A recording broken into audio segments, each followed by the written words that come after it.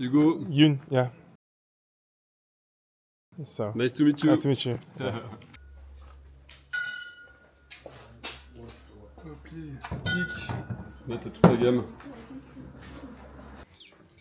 Et ta famille faisait Bah, du vin ou bien mon grand-père avait un peu de vigne du côté de Lons-le-Saunier, là, près de Gevinger.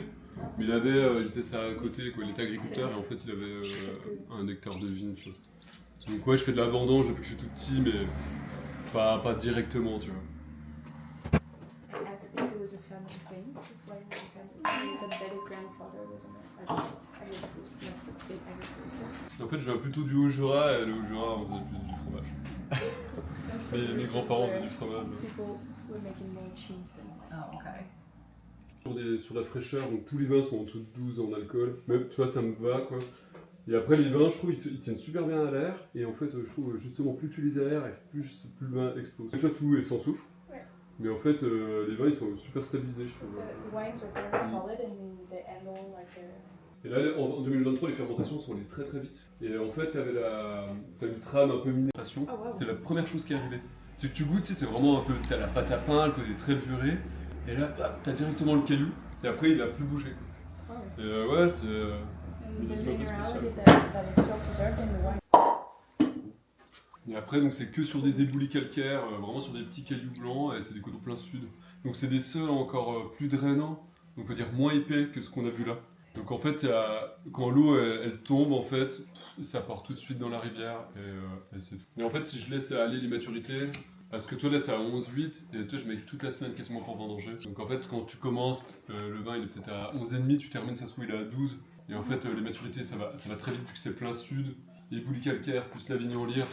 On est des sols très chauds en fait, ouais. Et, tu vois, 22, je m'étais fait un peu avoir là-dessus. Parce que je pensais qu'on était super frais et tout, et je trouvais pour moi quoi. Et après, en fait, le vin, maintenant il goûte super bien les 22. Et en fait, le vin il a mis beaucoup de temps à se mettre en place. Parce que la vigne elle avait souffert de la canicule, j'ai vendangé un peu tard. Et du coup, ça fait des choses, vraiment, c'était vraiment les montagnes russes pendant, allez, on va dire, bien 8 mois. Ah ouais. Et après, il a fallu bien 1 an pour qu'il se pose bien en bouteille, que tout se recombine bien. Donc maintenant c'est chouette, mais du coup il faut plus de temps. Je trouve que si tu vendanges quelque chose de déséquilibré, tu mets hyper beaucoup de temps pour retrouver cet équilibre en bouteille. Alors tu vois, 23, je trouve que le vin était vite en place, quoi. Après c'est assez petites humeurs, mais c'est plus lié à, tu vois, au temps qu'il y a autour et tout. Donc ça c'est de l'Auxerrois. This is the German grape, Auxerrois. C'est le deuxième cépage blanc qu'on a. Et c'est une petite parcelle de 40 arts. Et c'est la même parcelle que les chardonnays. Small plot. And this is the same plot in the Chardonnay. Et en fait, c'est une macération de 2 jours. Today. En fait, en 2022, ceux qui goûtaient son creux, c'était pas une macération, c'était un assemblage Auxerrois chardonnay.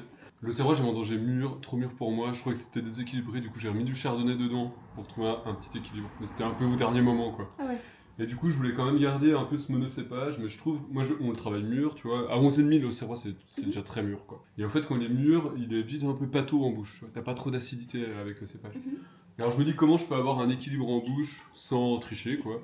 Et ben en fait, du coup, je fais la macération de 2 jours, ça lui donne de la matière, et ça fait les petits amers, ça fait saliver, et je retrouve mon équilibre comme ça, enfin, je trouve. Du coup, 23, c'est la première fois que je faisais ça. Et je trouve quand il est frais, t'as vraiment son côté assez épicé, tu vois, un peu des poivres, des camphres, des choses comme ça. Et après, plus il se réchauffe, plus t'arrives sur les fruits exotiques, mangue, ananas. C'est un cépage, c'est moins un cépage de terroir que j'ai sur les chardonnays ou pinot noir, où tu te dis, bah, vas-y, tu mets sur les bouillies calcaires, hop, ça va être du calcaire. Oui. Là, c'est un cépage qui est un peu plus aromatique. Et du coup, je trouve que c'est des cépages que tu accompagnes pendant tes vinifs ou autre chose. Alors que le chardonnay, en fait, c'est l'équilibre bien naturellement. Quoi, avec ton sol, quoi. Ouais, bah tu vois, je vais tricher un peu pour trouver ces équilibres. Quoi. C'est avec les 2 petits jours. En fait, je suis pas un grand fan de. Enfin, j'aime bien les macérations, mais le but du jeu, c'est pas d'extraire trop de tanin, tu vois. Oui, c'est vraiment juste amener la matière pour trouver cet équilibre. C'est pour ça, 2 jours, il n'y aura pas plus. Magnifique, c'est trop. Je trouve que c'est rarement. Ça me touche rarement les macérations. Ouais. Parfois, je trouve que c'est. Oui, il y a un truc d'harmonie qui me manque un peu, je comprends, tu vois, et en accord ça marche sur un truc, mais c'est pas, je boirais pas une bouteille. Ouais, bah c'était un peu le but du jeu, quoi. Et en fait, ça, c'est comme le rouge, quoi, c'est les grappés. Souvent, c'est le premier cépage que je vendange tout le temps, parce qu'il mûrit très très vite. Et du coup, on les grappe, je le mets dans la cuve, et 2 jours après, hop, tu le ressors déjà, tu presses, et voilà. C'est juste ça, quoi. Et ça va être le même, mais en fait, c'est des. Je travaille qu'avec des vieilles barriques qui ont une dizaine d'années, qui sont conditionnées. Du coup, t'as pas de marquage bois sur tous les vins.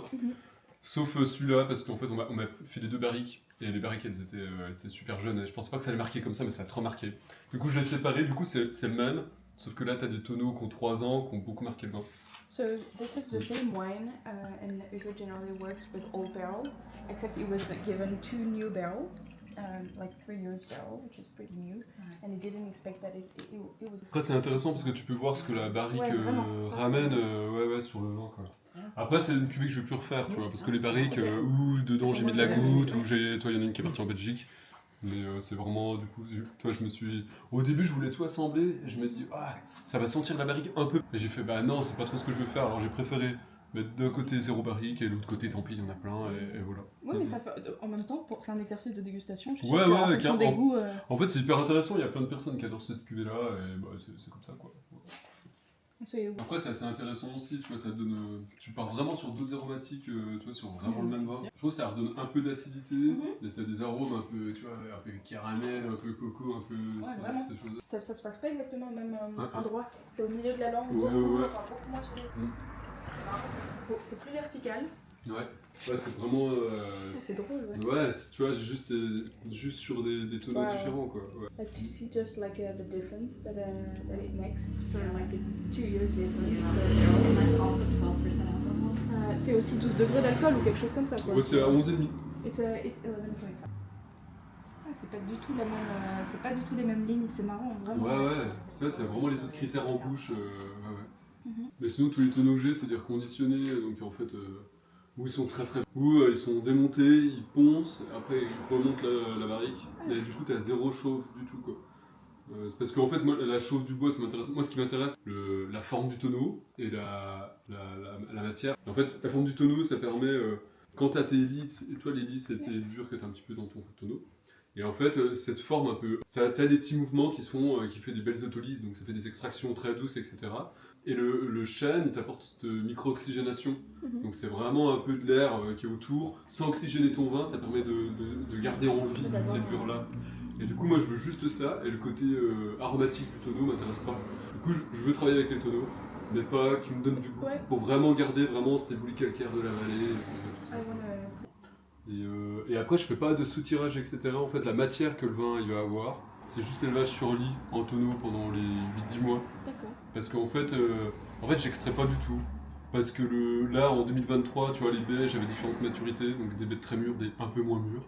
Donc je me dis, bon, ouais, si j'extrais, en fait, ça se trouve, je vais extraire des choses pas mûres. Donc, je touche pas. Donc ça me fait des jus très, très légers. Et en fait, pour trouver de l'équilibre, pour pas que ça soit vraiment juste du bonbon, quoi. Et en fait, l'élevage sur lit, encore l'autolyse, mais sur rouge, ça va donner la matière au vin, quoi. Du coup, moi, je préfère travailler là-dessus aussi. Déjà, tu t'extrais pas ta matière avant, tu l'extrais pendant l'élevage. Et en fait, je trouve qu'il trouve son équilibre naturellement comme ça, quoi. Ouais. Là, c'est la vigne. Bah là, il y a un tonneau et un œuf en grès. Bah, je sais pas si vous avez vu, mais j'ai un petit œuf en grès aussi. So there's an egg. Okay. Et là, c'est la petite vigne de Gamay. Du coup, je fais 2 tonneaux par an, tu vois. En gros. C'est juste cette autolyse, tu vois. Ouais. 0-0. Et 23, ils se tiennent super bien. Enfin, tu vois, j'ai déjà tourné avec un agent pendant 24 heures. Et les vins, ils bougent pas, au contraire, quoi. Justement, le Gamay et le Pinot Noir, ils deviennent dingues au bout de 24 heures, quoi. Après, comme d'hab, l'autolise et tout, ça permet vraiment de. En fait, tu donnes tout ton squelette à ton vin, et après, une fois qu'il est bien stabilisé, en fait, il est plus censé bouger, quoi. Toi, je le dépouille jamais, mon vin, en fait. C'est mon idée à moi, mais après, t'as 10 milliards de méthodes, tu vois. Ouais. Et ça m'évite aussi de manipuler le vin trop, tu vois, de le repomper en cours d'élevage, de l'oxygéner. Et en fait, j'ai pas besoin de faire ça, quoi. Parce que du coup, l'autolyse, il s'extrait tranquillement. Toi, j'ai pas besoin de lui enlever de la matière. Parce que du coup, j'ai quasiment pas extrait, tu vois. Donc, ouais. Donc ça, c'est le Pinot Noir, c'est la vigne en été. C'est exactement la même vinification que le Gamay. Sauf que le Gamay, tu vois, sur les 10 heures, là, je fais 50 hecto-hectares. Donc ça produit beaucoup. Mais du coup, ça fait plein de baies avec différentes maturités, mais c'est bien, ça fait vraiment du petit jus, quoi. Et le Pinot Noir, là, cette année, ça va être très joli, mais les autres années, la vigne, elle était vraiment souffrante. Et donc là-dessus, j'ai fait 15 hecto-hectares. Mais du coup, sur le Pinot, ça rend super bien parce que ça fait des vins très concentrés. Du coup, tu vois, sur les 15 hectos, en plus, Pinot, ça adore les petits rendements. Et du coup, là, c'est vrai que ça fait du coup une extraction. Enfin, toi, le vin, il a 11,5 aussi, je crois. Et en fait, il est tellement dense que, en fait, il a toute sa matière sur le millésime, quoi. Ouais. there's a wine in Viafan, Mhm. but I buy Trousseau Mhm. from Tourez, Yes. from Arbois. Harbor.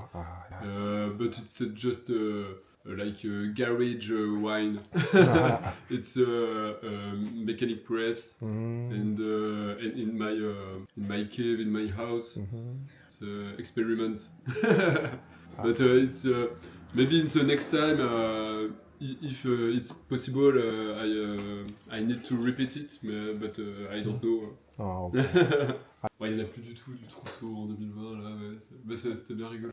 T'en gardes pas pour ta cave perso avec des vins? Ouais, si, ouais, justement, j'avais essayé de garder, ouais, tu vois, j'en garde pas beaucoup, hein. Je garde un carton de chaque à chaque fois. Ouais, c'est pas énorme. Non, You keep c'est pas 6 of beaucoup, each. mais- Like En fait, je donne tous les vendangeurs, souvent ils sont bénévoles, et en fait, du coup, j'aime bien leur donner pas mal de vin, et tu vois, après, j'aime bien offrir, enfin, tu vois, j'aime bien partager aussi.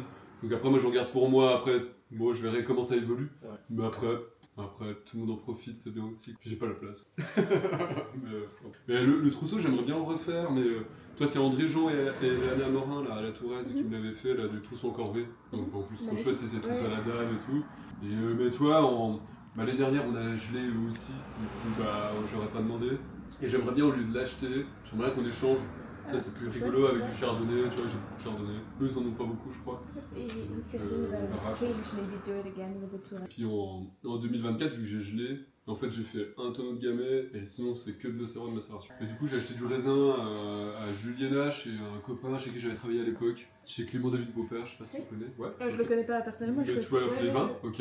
Et en fait il a plein de... c'est les gamay en botière là, c'est que des terroirs de schiste que j'adore. Et du coup il m'a fait pas mal de raisins, du coup en 24 il y aura 2500 bouteilles de Juliena, du coup j'ai fait ici quoi. Ah, Donc excellent. vraiment avec la même méthode de vinif. Parce que lui il fait vraiment sur des carboniques, des choses comme ça. Mhm. Et du coup je dis bah vas-y je fais pas des carbos, je fais autre chose. Et du coup c'est pareil, c'était grappé, c'était macéré 30 jours. Et ça goûte super bien, bon là c'est encore bébé, mais je pense. En fait j'ai une toute petite structure de négoce et le but du jeu c'est pas d'acheter du raisin pour acheter du raisin. Ah, Là, mais c'est ça un- permet de... Ouais, puis moi après c'est surtout c'est un copain. Les vignes, il y a une partie que j'ai plantée quand je travaillais chez lui.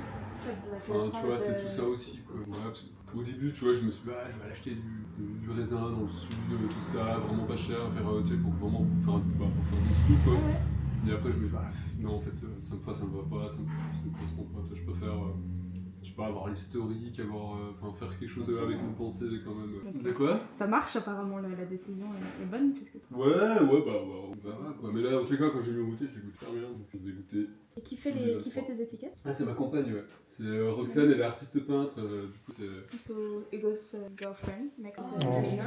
Yeah, they're beautiful. c'est de l'aquarelle sur toile, c'est des œuvres originales à chaque fois. C'est des tableaux. Oh, aquarelle. So those are like original. Non, pas aquarelle, c'est pas d'aquarelle, c'est d'acrylique, ouais. Acrylique. C'est 1 mètre par 1 mètre. Oh, so this is 1 year, 1 year wine.